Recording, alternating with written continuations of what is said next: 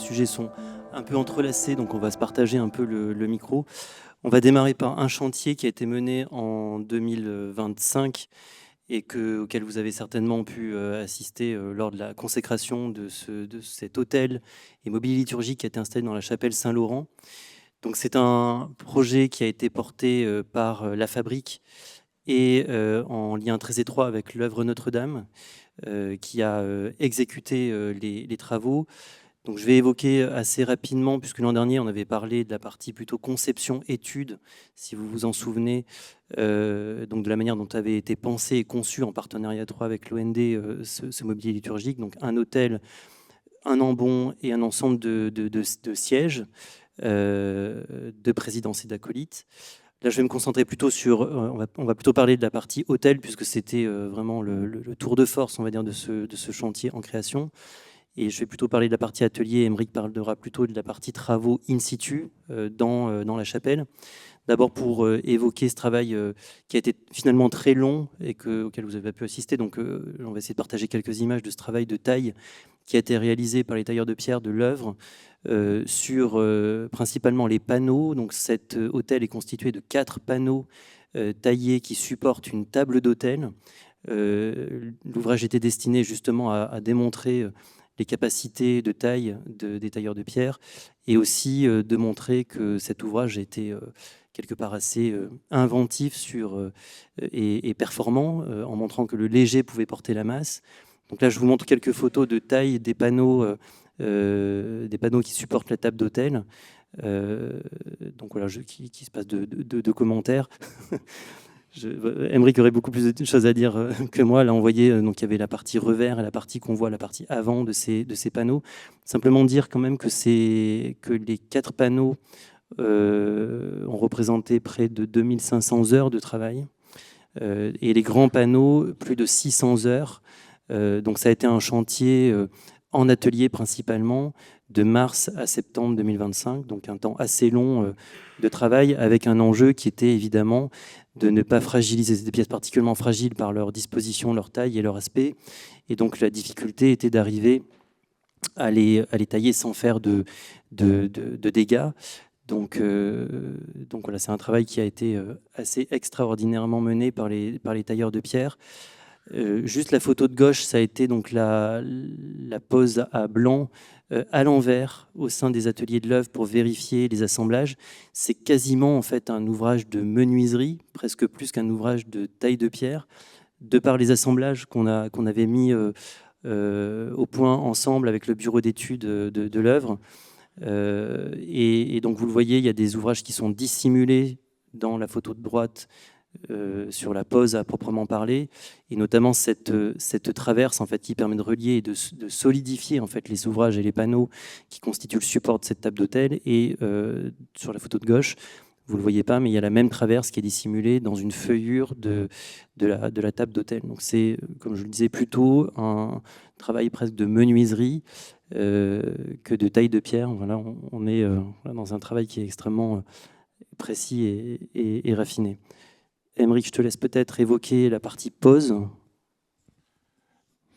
Merci Pierre, bonsoir à tous. Donc, je me permets d'enchaîner sur quelques détails techniques quant à la mise en œuvre proprement dite.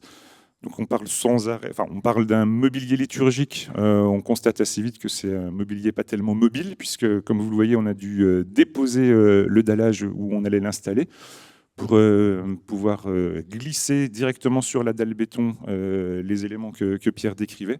Donc on voit ensuite le dallage venir recouvrir, camoufler la traverse inférieure, l'assise du premier panneau qu'on voit ici. La photo de droite permet de voir aussi qu'on s'est installé pour quasiment 1 mois de chantier, donc on a pris nos aises, on a construit un échafaudage qui nous a permis de barder en toute sécurité ces éléments, à la fois très lourds et très fragiles. On a ici un petit aperçu des éléments posés une fois qu'ils étaient raccordés par... donc on voit le premier panneau et le deuxième à l'avant et à l'arrière, reliés par un de ces petits réseaux, on va dire, transverses, qui a permis de contreventer les 2 éléments avant de recevoir le poids de la table proprement dit. Donc ces petits éléments-là, c'était vraiment l'assemblage le plus minutieux à réaliser. C'est pour ça qu'il y a eu la présentation à sec, on va dire, en atelier, que Pierre vous a indiqué. Et ces éléments étaient coulés au plomb pour garder un minimum de souplesse et rester dans les règles de l'art traditionnelles de la chose. Là, on voit le moment le plus tendu de ce chantier, taille comprise, j'entends, puisque là, il s'agit de présenter la table proprement dite. Donc, on s'apprête à poser une demi-tonne de pierre sur à peu près 4 fois moins. Voilà, on avait confiance en nous, on a tout bien dessiné, tout bien calculé, mais le plus de restait à faire tout de même pour cette mise en œuvre ultime. Donc là, on voit sur la photo de droite qu'on est 5 pour un seul caillou, si je peux m'exprimer ainsi. Le moment était très solennel à cet instant précis, puisqu'il a fallu guider la descente et que la table de l'hôtel pose parfaitement simultanément sur l'ensemble de la surface du support constitué par les panneaux inférieurs. Donc on a vraiment un moment tendu, la pierre descend millimètre par millimètre jusqu'à être parfaitement assise et ajustée, comme on le voit. Et donc là, on a pu souffler tous et prendre un peu de recul. Et voici l'ouvrage terminé, tel que vous le voyez aujourd'hui. Oui. Juste pour me permettre de rajouter qu'on a été suivi par une équipe de journalistes des Racines et des Ailes, donc de France 3, qui a exceptionnellement suivi un peu toutes les étapes de fabrication et même de conception du mobilier liturgique. Et le reportage qui est consacré donc à ce mobilier, mais aussi à la cathédrale, plus largement, sera normalement diffusé dans le courant de l'année 2026. Donc pour ceux qui sont intéressés par ce sujet, ce chantier plus en détail, vous pourrez le suivre. Je ne fais pas de pub pour France 3, mais bon, il se trouve qu'on a joué le jeu d'y participer, et ça nous a pris de notre temps et de notre énergie.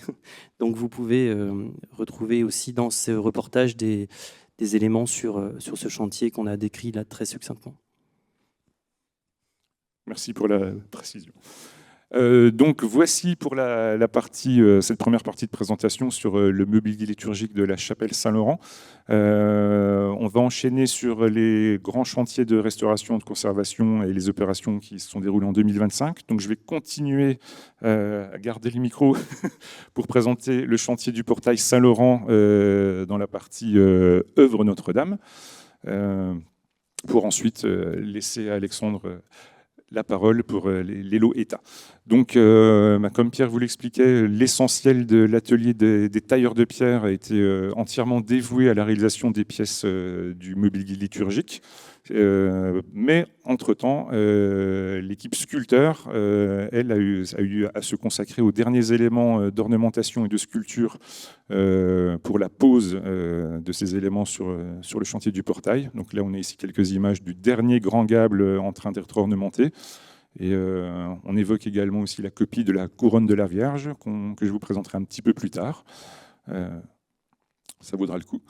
Donc parmi les éléments les plus minutieusement sculptés en 2025, on a tous les empiècements, toutes les greffes qui ont été réalisées sur la statuaire. L'année dernière, on vous avait présenté le fait que le groupe sculpté avait été entièrement déposé pour être traité en conservation en atelier. Donc, entre-temps, tout a été réalisé. En 2025, on a entièrement reposé les groupes sculptés. Puis, on a greffé les éléments, les empiècements, une fois la pose terminée pour limiter les risques de casse au moment de la pose. Donc là, on a quelques exemples des empiècements les plus minutieux. À noter que les deux de droite que vous voyez, donc la main de Balthazar et la crosse du pape ont été coulées au plomb. Voilà. C'était une petite performance de réaliser ces coulages sur des éléments aussi fins. Donc avec des trous de coulée, on les distingue à peine, vraiment très fins. Et, voilà pour l'aspect statuaire de 2025. D'autres travaux de pose et de conservation nous ont permis de terminer complètement les interventions en partie haute de la façade. Il va encore rester 2 pinacles pour orner le couronnement, mais ça sera pour un peu plus tard cette année encore.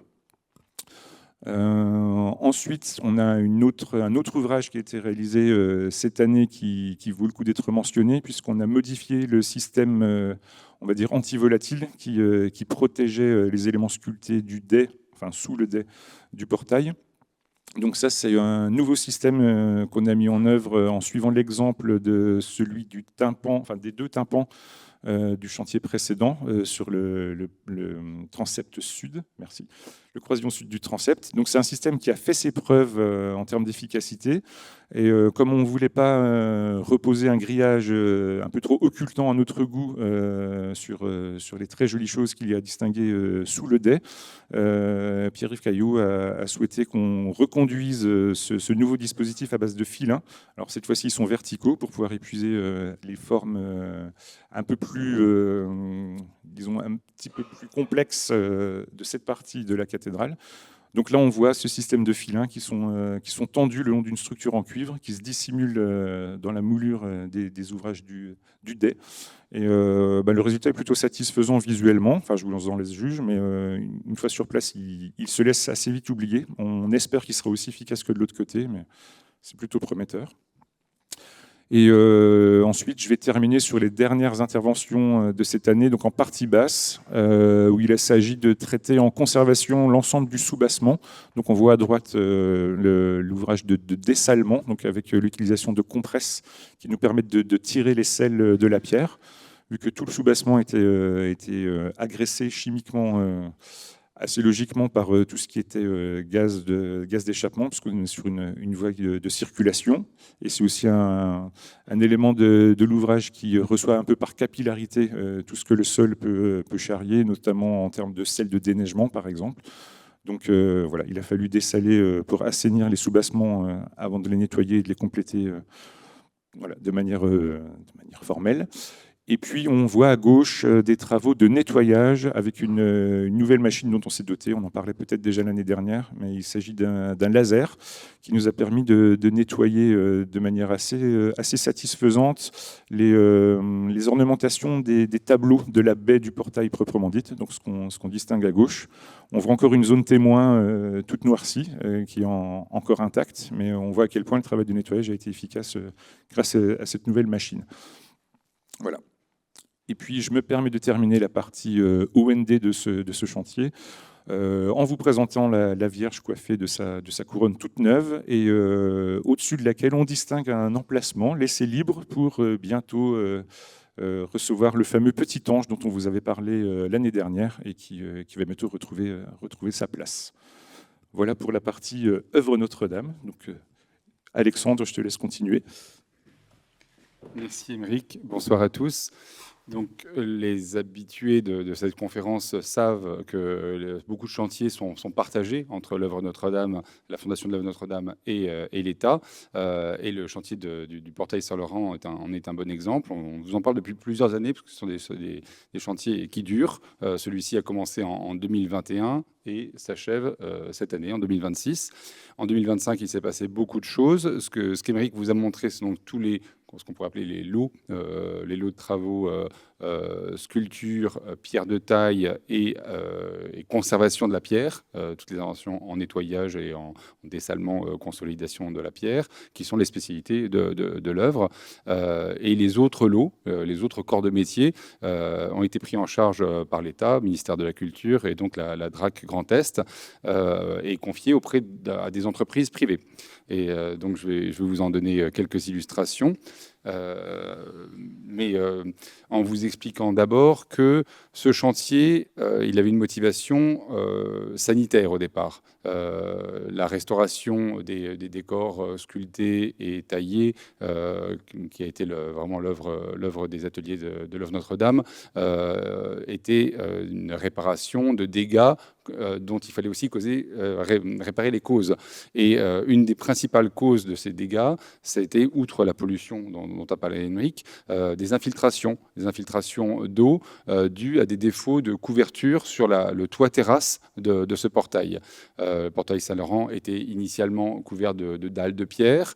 Lors d'une restauration des années 1960, ces dalles de pierre ont été remplacées par une dalle béton armé.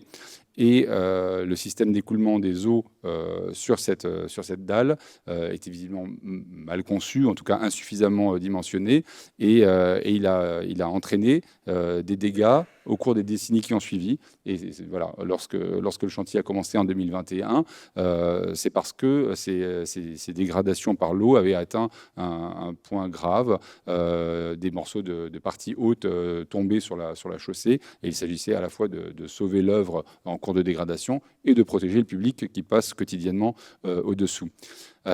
Pour cela, une des principales interventions a été de refaire le système d'écoulement d'eau pluviale. Et vous voyez à l'écran un travail qui a été fait d'ailleurs en 2024. C'est plutôt un rappel de ce qui s'est passé précédemment. La dépose du chéneau qui, vous voyez, on est au pied, en fait, à l'intérieur, derrière la balustrade du portail, mais juste à son pied, à l'intérieur, au pied de la terrasse. Et ce chéneau était couvert de plomb. L'œuvre Notre-Dame a déposé le plomb et a élargi, donc c'était un travail de taille de pierre et de taille de béton, élargi ce chéneau pour en agrandir la capacité. Et le travail de l'entreprise Chanzy-Pardou en couverture cette année a porté sur la restauration de la couverture en plomb et en cuivre, puisqu'on a mélangé les deux matériaux. Vous le voyez à l'écran sur cette vue axiale, le chéneau élargi est couvert de cuivre. Le plomb qui se situe à droite, c'est le plomb des années 60 qui couvre la dalle béton et qui a simplement été restauré puisqu'il était percé d'impact, il était devenu déficient. Et le plomb à gauche, c'est un petit pan de couverture qui protège la partie la plus fragile et la plus menacée de l'ouvrage, qui est ce dais, le dais qui couvre tout le registre sculpté du portail et la porte d'entrée. Et celui-ci était complètement détruit en 2021. La dépose a permis d'assainir les maçonneries au-dessous et de reconstruire une forme de pente qui a été couverte de plomb. Et ici, vous voyez le plomb des années 60 qui a été restauré. L'avantage du plomb, c'est que c'est un matériau qui peut se restaurer, qui peut se compléter, se ressouder, se recharger, contrairement à une couverture cuivre qu'il faut en général changer. Ici, on se retrouve à un emplacement légèrement décalé par rapport au portail Saint-Laurent. C'est un emplacement que sans doute vous ne connaissez pas. Il est juste derrière la sacristie, dite sacristie Massol, la sacristie du XVIIIe siècle, qui est juste à gauche du portail Saint-Laurent lorsqu'on le regarde depuis la rue. C'est un espace résiduel, en fait, c'est une ancienne cour entre la cathédrale et la sacristie Massol qui a été bâtie partiellement, sans doute à la fin du XIXe siècle, pour créer des locaux qui dépendent, qui complètent la sacristie. Et ce sont aujourd'hui les locaux affectés au bureau de la fabrique de la cathédrale. La toiture qui couvrait ces locaux était très défectueuse. C'était aussi une couverture plomb, mais sur une étanchéité en bitume, qui était complètement morte. Les infiltrations étaient très nombreuses et elles causaient peut-être en partie les dégâts qu'on constate dans le décor du XVIIIe siècle, qui est dans la sacristie Massol, qui est un magnifique décor Louis XIVien, de type versaillais, disons, qui souffre depuis des années d'infiltration à travers les murs. Et il est possible qu'une partie de l'eau vienne non pas du toit de la sacristie, mais peut-être de ces toits qui sont au pourtour. Et donc tout a été déposé, aussi par l'entreprise Chanzy-Pardou. L'étanchéité au bitume a été détruite, remplacée par une isolation pour améliorer la performance thermique du bâtiment, de ces locaux. Et une couverture cuivre a été posée à cet emplacement. Vous le voyez à l'écran. Et à gauche, la petite cour résiduelle qui subsiste, qu'on appelle la cour de l'architecte, traditionnellement, dans cette cour qui contenait un ossuaire, subsiste une inscription dans un angle qu'on ne voit pas ici à la photo, correspondant à la famille d'Erwin, dit de Steinbach, maître Erwin, l'architecte, le maître d'œuvre de la cathédrale au début du XIVe siècle. La sépulture de sa famille était positionnée dans cette cour. Et cette petite cour a été assainie à l'occasion de ces travaux. Un filet que vous devinez peut-être à la photographie a été posé pour empêcher le logement des volatiles. Et vous voyez sur cet ensemble de photos à l'extrême droite l'intérieur de la cour avec ses menuiseries de bois qui ont été restaurées par l'entreprise Adéco aussi cette année dans le cadre de ce chantier. C'est un principe qu'on essaie d'adopter conjointement avec l'œuvre Notre-Dame, qui est que lorsqu'on lance un grand chantier pluriannuel sur une partie de la cathédrale, là c'était le portail Saint-Laurent, en fait on essaie de régler beaucoup de petits problèmes de restauration qui sont en orbite autour, qui ne sont pas forcément directement sur l'ouvrage, mais quitte à investir de l'argent, à avoir des installations de chantier, à avoir des investissements, on essaie d'assainir beaucoup de problèmes qui sont parfois indépendants les uns des autres, mais sur le même secteur. Donc là, il y avait ces questions de menuiserie. La menuiserie aussi a été restaurée, bien sûr, sur le portail principal, qui est sur la photo du centre, oui, la porte d'entrée qui sert au clergé aujourd'hui. Et sur la gauche, une petite porte surmontée d'une fenêtre qui dépendent en fait du bâtiment de la sacristie Massol, dont vous voyez l'angle au bord de la photo, deux baies du XVIIIe siècle qui ont été restaurées en menuiserie, même si les menuiseries ne sont pas anciennes. Par contre, ce qui était précieux dans cet ouvrage, c'était les ouvrages de ferronnerie. Vous voyez ces grilles de style rocaille à la française qui étaient en très mauvais état. Là aussi, sans doute à cause des pollutions de la circulation urbaine, et qui ont été restaurées par l'Alsacienne de métallerie, une entreprise du Bas-Rhin. Ah pardon, oui, j'enchaîne sur un chantier qui va être très court, puisque vous en avez déjà beaucoup entendu parler. C'est la restauration de la coupole de la croisée. C'est aussi un chantier qui a duré pendant 5 ans, de 2021 à 2025. Il s'est heureusement achevé l'année dernière, et sous la maîtrise d'œuvre de Pierre-Yves Caillot, l'ancien architecte en chef de la cathédrale. Lorsqu'on s'est parlé l'année dernière en conférence tripartite, le chantier se présentait encore comme cela, je pense. On était en phase de dépose des échafaudages. Vous vous rappelez ces échafaudages suspendus qui ont marqué l'intérieur de la cathédrale pendant 5 ans. Et je voulais vous parler aujourd'hui de cet achèvement de chantier qui a été un peu compliqué, puisqu'on s'est rendu compte pendant le chantier que l'échafaudage avait été posé avec un sous-traitant maladroit, pas très, en tout cas qui n'a pas respecté les instructions, et qui avait mis des cols pour assurer l'étanchéité de l'échafaudage. L'échafaudage était entièrement bâché, et pour assurer l'étanchéité entre l'intérieur du chantier et l'espace cultuel au-dessous, il avait mis abondance d'adhésifs, ce qui avait été pourtant prohibé. Et ça a beaucoup ralenti la fin de chantier. Il a fallu trouver des protocoles de nettoyage de ces cols pour ne rien noter de la cathédrale, ni dans sa beauté, ni dans sa matière, puisque utiliser des produits chimiques sur les parements de pierre, c'est bien sûr une prise de risque. On a employé pour cela une entreprise spécialisée de restauration de façades, de décors muraux, l'entreprise Arcoa, merci Émeric. Arcoa, donc vraiment qui sont plutôt habitués à restaurer les fresques, et là qui était employé un peu de manière paradoxale à retirer des cols. Et ils ont fait merveille. Ils ont trouvé un protocole de compresse. Vous voyez au centre une restauratrice qui teste des compresses textiles ou un tissé sur lesquels elle pouvait appliquer des solvants très savamment dosés qui permettaient d'arracher, d'enlever la colle sans enlever non seulement la pierre, mais même la patine sur la pierre. C'était un tour de force, et donc c'est ce qui a permis à la restauration de rester homogène, de ne pas avoir des taches de propreté à l'endroit où on enlevait les colles. Non, ils ont trouvé des systèmes qui permettaient de faire cela. Le nettoyage a été fait de façon assez acrobatique, comme une grande partie du chantier de restauration. Et sur cette image, vous voyez des cordistes de l'entreprise Acromax, aussi une entreprise barinoise, qui habituellement sont habitués à faire des travaux de mise en sécurité, d'intervention de réparation en façade, en toiture, et là qui ont été convertis pour l'occasion presque restaurateurs. Ils ont été formés par les restauratrices qui ne pouvaient pas descendre sur corde à nettoyer des endroits un peu inaccessibles. Notamment, ils ont retiré certaines coulées de traces de lait chaud qui avaient pu descendre des enduits. Et donc, ils ont traité ces parements à 20-25 mètres de hauteur au-dessus du chœur. Dans le même ordre d'idée, l'entreprise Chanzy-Pardou, qui avait le lot maçonnerie pierre de taille sur ce chantier, a fini en 2025 les restaurations des parties qui n'étaient pas accessibles pendant le chantier parce que les échafaudages bloquaient certains accès, et notamment dans les baies, vous voyez les fenêtres de la coupole qui sont juste au-dessus du chœur. Il y a 8 fenêtres et elles étaient entièrement prises par l'échafaudage. Donc une fois qu'on a entièrement retiré l'échafaudage, les maçons ont pu intervenir, enfin plutôt le maçon, puisque c'est un maçon qui a tout fini, et qui lui aussi a dû être formé inversement à travailler sur corde, ce qui n'est pas habituel pour un maçon. Et il a fait des enduits comme ça aussi à 30 mètres au-dessus du sol.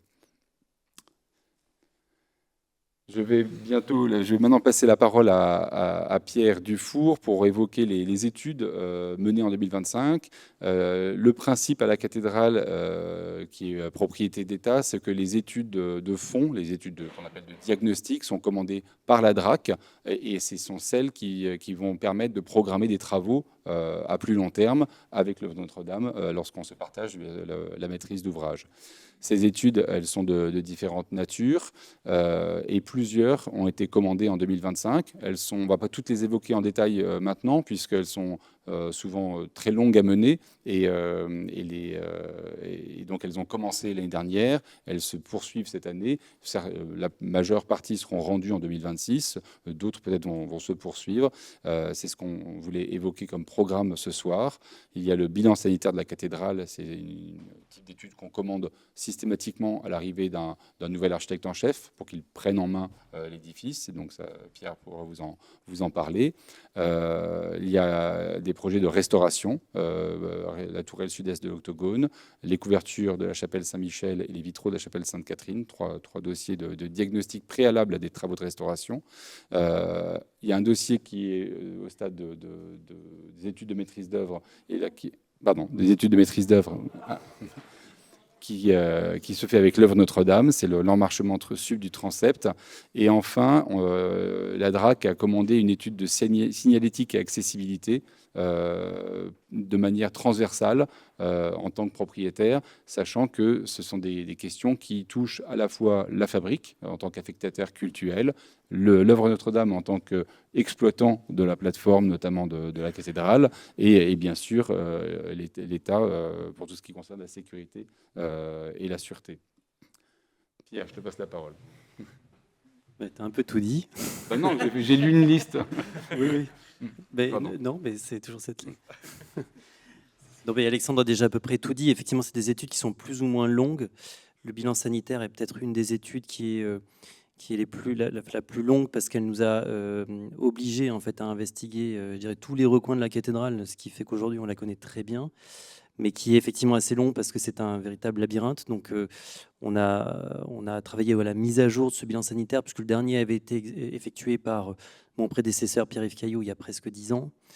Donc il y a eu évidemment des évolutions, des chantiers qui ont permis de remédier à des urgences qui avaient été identifiées dans ce bilan, dans ce précédent bilan.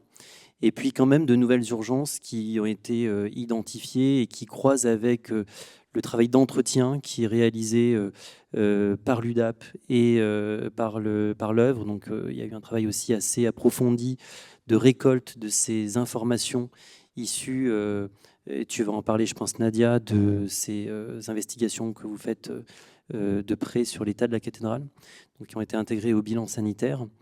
Restauration de la tourelle sud-est, c'est un chantier qui va être mené par l'OND en grande partie. Et donc, là où on est en partenariat très, très étroit, on va dire, avec les équipes de l'œuvre et qui nécessite aussi une préparation assez importante au niveau de la taille, puisque c'est la tourelle sud-est, la dernière tourelle qui est assez authentique, disons, dans sa substance, là où les 3 autres ont été énormément restaurés en remplacement. Donc là, il va y avoir un changement de partie qui va être adopté pour une restauration en conservation. Donc on change un petit peu de doctrine et de paradigme sur cette restauration, et ça va être assez intéressant de pouvoir vous en parler aussi au cours de l'année prochaine, enfin, au cours de pour la prochaine conférence tripartite. Voilà, la restauration des couvertures de la chapelle Saint-Michel qui répond à une urgence qui a été identifiée, voilà, d'infiltration et de problématiques dans les descentes d'eau pluviale de la cathédrale sur ce côté, qui est une étude qui est en cours d'achèvement. La restauration des vitraux, c'est une étude qui est en partenariat avec des restaurateurs de vitraux, donc la manufacture Vincent Petit, à qui je suis associé et qui est en cours. Donc là, actuellement, il y a la manufacture Vincent Petit qui travaille à faire des investigations voilà, vraiment au plus près de ces vitraux. Donc là, c'est vraiment en cours. L'emmarchement sud du transept, c'est une opération plutôt d'entretien lourd, donc on va plutôt de restauration, mais qui est menée par l'OND et dont les travaux vont être effectués a priori dans le courant de l'année 2026. Voilà, qui répond aussi à une autre problématique qui est celle de l'accès désormais qui se fait pendant la période de Noël, dont tu risques de parler, Nadia, par le parvis sud. Donc ça, c'est une opération qui répond à plusieurs impératifs d'état sanitaire, mais aussi de sécurité et voilà, de qualité et de confort pour l'accès à la cathédrale pendant cette période.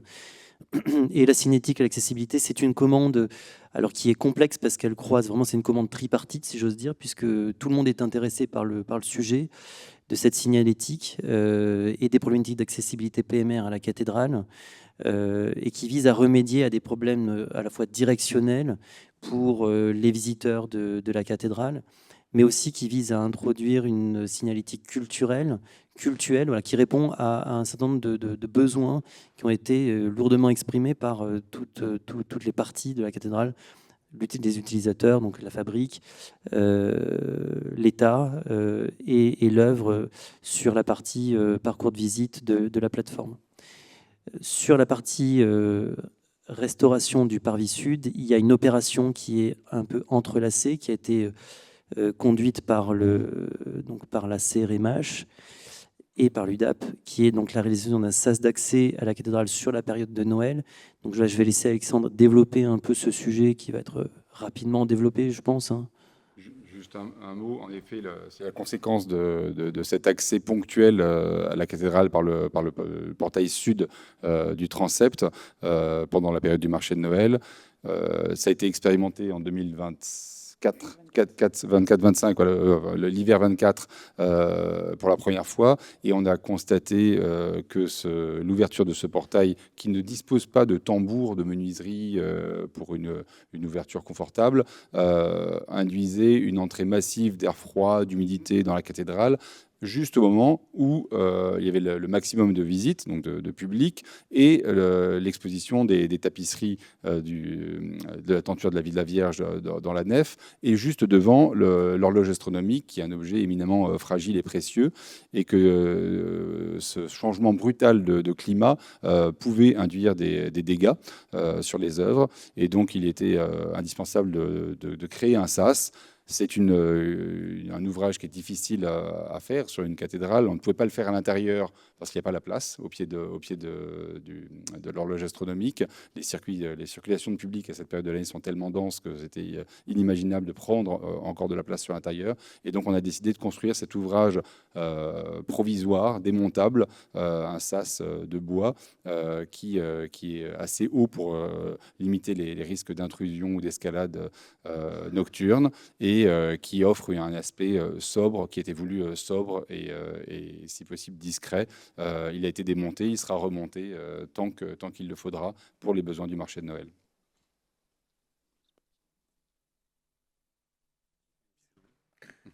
C'est un peu le jeu de ping-pong. Alors, il y a une campagne de relevé photogrammétrique et lasergrammétrique. Je ne sais pas si on en avait déjà parlé l'an dernier, mais en tout cas, elle a été particulièrement développée pendant l'année 2025 et début 2026, en partenariat donc avec la DDT. Franck Pouvreau, qui s'est vraiment chargé de ce travail de relevé photogrammétrique et lasergrammétrique, donc avec des outils de relevé que vous connaissez peut-être, mais voilà, de relevé par drone, en fait, donc d'une couverture photographique très développé de la cathédrale sur ses parties extérieures, qui a été fait en plusieurs étapes. Donc vous voyez à gauche le drone qui transportait donc une caméra pour prendre ces photographies. Et alors c'est pas un tachéomètre, j'ai oublié le nom de l'outil, un lidar, donc un scanner en fait, qui a réalisé parallèlement à cette couverture photographique un scan. Donc un scan, c'est un ensemble de points qui sont relevés pour reconstituer en 3D la cathédrale et qui relève des points. Et à chaque fois qu'il relève un point, il relève une couleur. Et donc le travail de relevé photogrammétrique et lasergrammétrique qui a été fait sur la cathédrale est une chose. Le second volet, c'est la saisie et la synthèse de toutes ces données qui représentent donc des quantités de gigaoctets énormes dans une machine, donc qui en fait la synthèse pour fabriquer un modèle 3D sur lequel on applique en fait les pixels et les couleurs issues des photographies. Donc c'est un travail vraiment de combinaison de deux outils pour arriver à un résultat le plus fiable possible sur le plan géométrique. Donc c'est un outil qui est absolument essentiel pour la poursuite des études et pour ces prochaines années, puisqu'on va se servir désormais de ce relevé photogrammétrique et lasergrammétrique pour établir les relevés par zone. Donc en commençant par la partie flèche et octogone pour les besoins du chantier de la tourelle sud-est.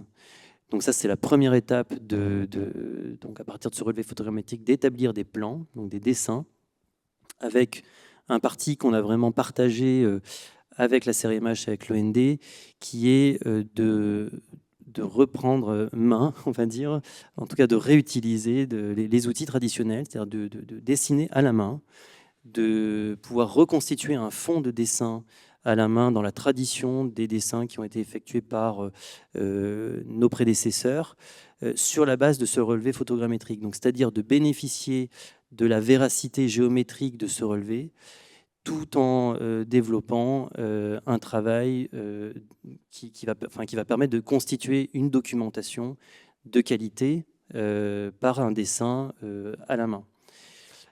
Je vous montre quelques images qui ont été issues de ce travail de photogrammétrie. Donc, je vous montre que ça parce que à la fois les dessins sont extrêmement lourds et puis sont beaucoup plus nombreux que ça. Donc juste la façade et le massif occidental avec la partie octogone et flèche. Et pour que vous ayez quand même un ordre d'idée du niveau de précision de ce relevé, là, je l'ai mis juste pour qu'on ait une vision globale, mais on pourrait zoomer davantage pour que vous compreniez la qualité de ce dessin, de ce relevé, pardon.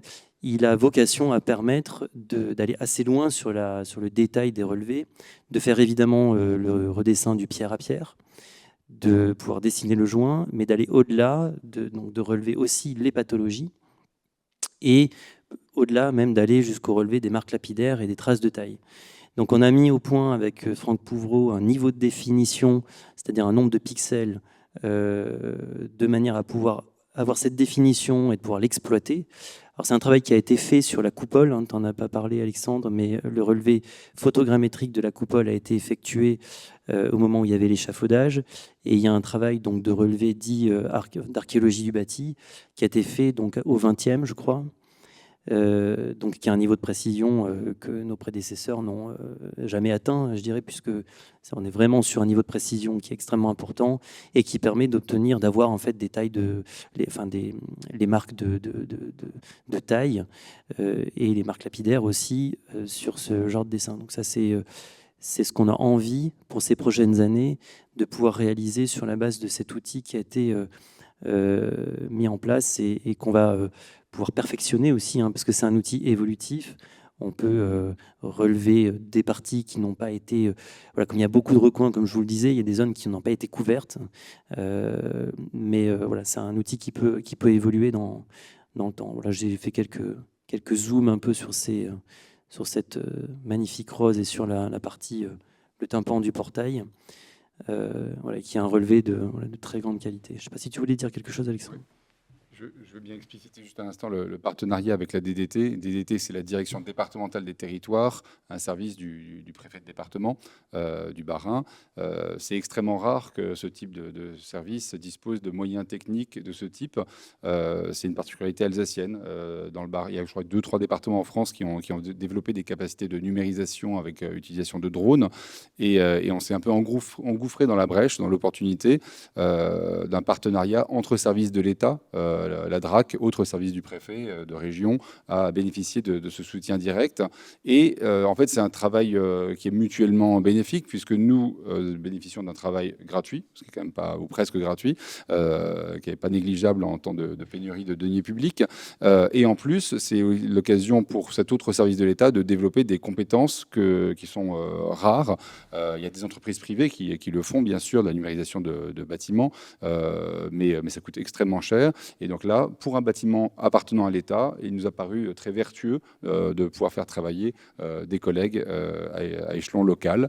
Et voilà, donc c'est un travail qui va se poursuivre et s'approfondir d'année en année.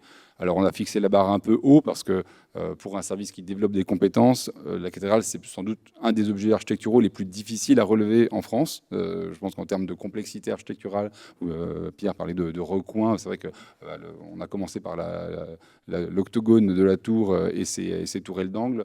C'est un cauchemar, même avec un drone, hein, en fait, hein, même en tournant autour. Ces quantités d'ombre, d'espace inaccessible. Mais le défi est en passe d'être relevé. Ça prend plus de temps que si on était passé par un partenaire privé, mais l'objectif est bien d'atteindre l'excellence du résultat. Nadia.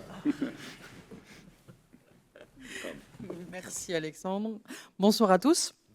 Alors moi je vais vous parler de choses peut-être un petit peu moins spectaculaires que mes petits camarades, mais tout aussi utiles pour l'édifice, pour qu'il puisse continuer à perdurer et pour qu'on puisse tous en profiter au quotidien. C'est les travaux d'entretien qu'on mène au nom de l'État et aussi tout ce qui est en lien avec la sécurité incendie. Et on travaille tout ça en collaboration avec l'ensemble des partenaires du site, l'OND, la Fabrique bien évidemment. L'élément peut-être le plus marquant de 2025, ça ne vous a pas échappé, j'imagine, c'est l'exercice incendie qu'on a pu mener donc courant de l'année dernière, en mai 2025. L'objectif principal de cet exercice en grandeur réelle avec tous les pompiers, donc qui étaient plus de 90 quand même sur site, était de pouvoir tester finalement le plan de sauvegarde des biens culturels, qui est un plan d'action qu'on collabore, qu'on coécrit tous ensemble pour pouvoir identifier les œuvres les plus majeures de l'édifice, qui sont présentes dans l'édifice. L'édifice est déjà une œuvre majeure, mais en cas d'incendie, on ne peut pas tout sauver. On sauve d'abord les personnes, après les objets. Et voilà. Et donc l'objectif pour les pompiers, puisque ce sont eux qui agissent en premier, est de pouvoir hiérarchiser ce qu'ils vont pouvoir sauver après avoir sauvé les gens. Et donc du coup, on leur, bien évidemment, en tant que spécialiste, l'État leur donne un plan d'action, finalement. Quelles sont les œuvres à sauver en premier, en deuxième, en troisième? Où est-ce qu'on les met? Où est-ce qu'on les sort? Et comment on les sauve aussi? Parce qu'il y a ça aussi. L'objectif dans l'exercice a été de pouvoir s'exercer, donc on l'a vu sur l'image d'avant, à mettre des bâches, tout simplement, sur les tableaux qu'on ne peut pas sortir, sur les œuvres qu'on ne peut pas sortir, celles qu'on doit protéger sur site, celles qu'on doit déplacer. Alors pour ne pas les abîmer lors d'un exercice fictif, on crée des fausses œuvres. On en a créé quelques-unes exprès pour l'exercice, et les pompiers aussi. Et les pompiers s'exercent aussi à créer des structures amovibles qui permettront de sauvegarder des œuvres sur site, mais de les protéger d'éventuelles chutes de matériaux qui viendraient pendant l'extinction de l'incendie qui pourrait se situer au-dessus. Donc l'objectif a été de s'exercer sur une partie de l'édifice avec un incendie identifié. Ce plan d'action, ce plan de sauvegarde des biens culturels va être étendu à l'ensemble de l'édifice. Donc on travaille actuellement avec les pompiers sur l'ensemble de l'édifice pour pouvoir identifier toutes les œuvres et continuer cette hiérarchisation pour que, selon l'emplacement de l'incendie, les pompiers puissent agir le plus rapidement possible et le plus efficacement possible pour sauver la majeure partie de ce qu'on peut sauver, de ce qui est déplaçable, bien évidemment. Et selon les moments de l'année aussi, si on a les tapisseries en plein milieu de la nef, il faut aussi pouvoir avoir un champ d'action pour pouvoir sauver l'ensemble des éléments. Donc, comme je le disais, c'est quelque chose qui a été mené en collaboration avec l'ensemble des occupants et des acteurs du site. Véritablement, sans la présence de tout le monde, ce genre d'action est impossible, puisqu'il faut une collaboration complète et il faut qu'on puisse du coup travailler en lien étroit avec tous les services de la préfecture, les pompiers, la préfecture en elle-même, la ville, bien évidemment, la fabrique, l'œuvre Notre-Dame. Voilà, tous ces acteurs-là étaient présents et puisqu'ils vivent au quotidien sur le site, et l'incendie peut arriver n'importe quand, malheureusement. D'autres actions qu'on mène au quotidien qui ne se voient pas forcément mais qui sont utiles à l'ensemble de l'édifice, c'est veiller à limiter les risques d'intrusion. Donc notre rôle est bien de veiller à l'édifice dans ses petits recoins et de ses petits détails. Je dis souvent qu'on s'en occupe comme si c'était notre petite maison. Pas la même échelle, mais c'est un peu ça, c'est-à-dire veiller à ce que les portes soient bien fermées, veiller à ce que les grilles qui sont en présence soient toujours en bon état pour pouvoir qu'il n'y ait pas d'intrusion. On travaille beaucoup avec les pompiers qui font des exercices réguliers dans l'édifice juste pour se l'approprier, pour savoir comment on pénètre dans l'édifice, on monte dans l'édifice, savoir où ils peuvent passer, où ils arrivent à passer avec leurs équipements. Donc c'est aussi très important pour que cet édifice ne leur fasse pas peur au quotidien. Alors je vous rassure, ça leur fait absolument pas peur. Mais dès qu'il y a un nouveau pompier, il faut qu'ils puissent connaître l'édifice. Finalement, il faut qu'ils le connaissent tout aussi par cœur que nous tous, pour que s'ils doivent intervenir, ils interviennent le plus rapidement possible et ils n'aient pas peur de rentrer, de casser une porte s'il faut casser une porte. Ils savent quelle porte ils peuvent casser et ainsi de suite, et ainsi de suite. Donc on travaille en étroite collaboration avec eux. Ils viennent très souvent. Donc c'est vraiment un partenaire régulier. Notre autre action, c'est l'entretien régulier des petites choses. Je reste sur les petites choses parce que c'est quelque chose qui a son importance. Et là, on travaille en étroite collaboration avec l'œuvre Notre-Dame. Émeric parlera tout à l'heure de points divers. On fait tous les 2 ans, alors ce n'était pas en 2025, mais du coup, ça a des répercussions en 2025. Et une inspection finalement extérieure de l'ensemble de l'édifice à la nacelle pour vérifier que les choses ne viennent pas à tomber inopinément par grand vent ou grande pluie ou n'importe quoi. Donc l'objectif est de passer un peu partout, de veiller et puis du coup ça permet de contribuer finalement au diagnostic sanitaire global de l'édifice, de pouvoir montrer si les choses sont en bon état et s'il y a besoin d'intervenir. Et quand il y a besoin d'intervenir, du coup, on travaille en lien étroit avec l'œuvre Notre-Dame là-dessus. Et on travaille bien évidemment sur des choses très courantes. Je reviens sur l'image de la petite maison, mais je trouve qu'elle est assez parlante. Les gouttières, il faut les nettoyer tous les ans, tous les 2 ans. Donc voilà, ça fait partie aussi de notre travail au quotidien. Notre rôle est de s'assurer que le quotidien soit fait pour que du coup les grandes interventions puissent prendre toute leur place et que du coup l'édifice continue sa vie sans problématique particulière.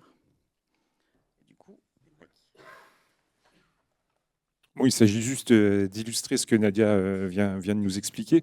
Là, on a 2 petits événements d'intervention sur corde. Alors, l'une est une intervention d'urgence. C'est un petit événement qui s'est passé en 2025 au printemps. On a constaté, la fabrique a constaté la chute d'un fragment d'enduit de la voûte, de l'enduit décoré de la voûte de la chapelle Sainte-Catherine. Donc, on a été en mesure d'intervenir très très vite pour venir ausculter et mettre en sécurité voilà, cette petite fissure qui s'ouvrait dans l'enduit. Donc on n'a pas réussi à recoller correctement le morceau d'enduit. Il est encore conservé chez nous, mais au moins on a pu être sûr que le reste n'allait pas suivre. Donc voilà, c'est une petite mesure d'urgence de mise en sécurité. Et à droite, c'est une opération de maintenance. On est un peu plus sur du long terme, en collaboration évidemment avec l'UDAP. Il s'agissait d'équiper toutes les gargouilles des contreforts du côté nord d'un petit système de grillage. Donc là, on voit un de mes collègues qui est en train de faire le relevé du canal ouvert sur le dos de cette gargouille-là. Et donc, chacune de ces gargouilles a reçu une petite grille complètement amovible, donc complètement réversible. Et on est en train de tester le dispositif pour empêcher les volatiles de s'engouffrer à l'intérieur du cheminement de l'eau qui a été ménagé dans les contreforts. Donc voilà, c'est dans le cadre de l'entretien et de la maintenance de l'écoulement des eaux pluviales. C'est effectivement quelque chose sur lequel Nadia fait bien d'insister. C'est discret, mais c'est essentiel. Et voilà, c'était juste des petites illustrations complémentaires pour conclure ce propos. Et bien maintenant, pour conclure, je vais passer la parole à Sabine. C'est une surprise. Ça, c'était tout pour la fin. Vous avez terminé? Oui, on reviendra là-dessus après. Je voulais déjà, dès à présent, vous remercier pour vos explications très, très claires et je pense fort intéressantes aussi pour tout le monde dans la salle.